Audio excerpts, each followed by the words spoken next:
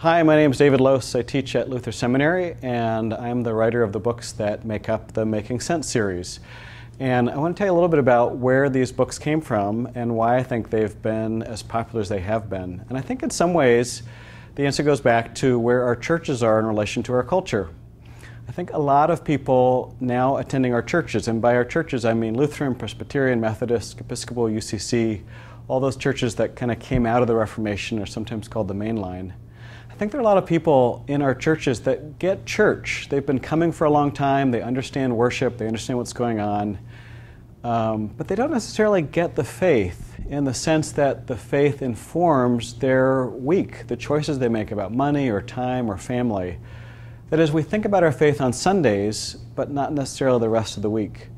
And often it's because we don't really understand our faith that deeply. And those are the people for whom I wrote these books, people who are interested in going a little deeper. And it may be you know a whole lot about the faith, you've been a part of a church for years and have gone to a Sunday school and adult forums, or it may be you're relatively new. Either way, I sense a huge desire to understand what our faith actually means. And for me, the best way to get at learning something new is through conversation. I love listening to a good speaker, I love reading a good book, but it's not until I start putting those things I've learned into practice by talking about them with others that I really learn.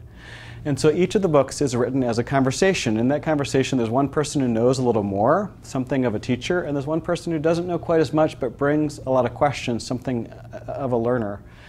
But the conversation really ends up very quickly being among equals. That is, the person who's asking the questions often has great insights.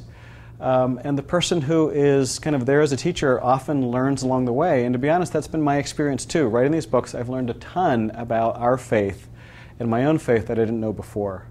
So my hope is that as you read one of these books, you will enter in vicariously to that conversation. You'll find yourself asking your own questions and start thinking about your faith in a new way.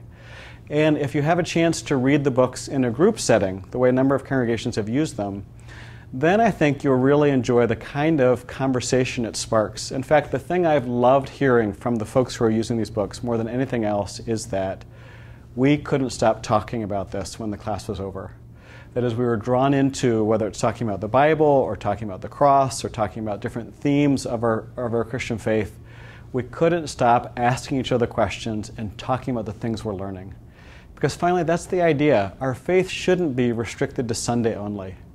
Our faith should be something that goes with us from church out into the world and helps us think about the decisions we make about family and about the time we spend and about money and about world and politics and all of the rest. And if the Making Sense series can help you think a little more deeply about what you believe and why, and give you a way of using your faith to help you get more out of life, then it's been successful.